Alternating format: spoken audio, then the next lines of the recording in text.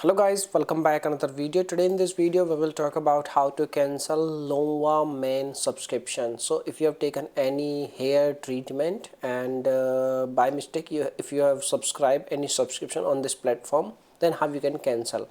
So basically there is only two methods you can cancel your subscription. The first one is you need to contact with the customer support team. You need to compose an email like this one. This is the format. You can take a screenshot or you can take help from ChatGPT.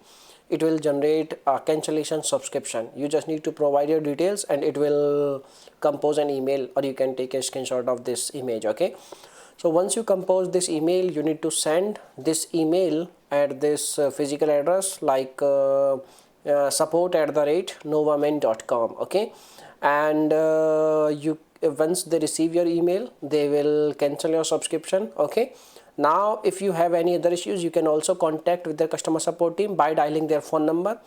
And once you dial their phone number, you can easily tell them that you wish to cancel your subscription, and these are the only ways by which you can cancel your subscription. Otherwise there is no method by which you can cancel your subscription. Okay, so my dear friend, this is the information. Now if you have any other issues, you can make a comment.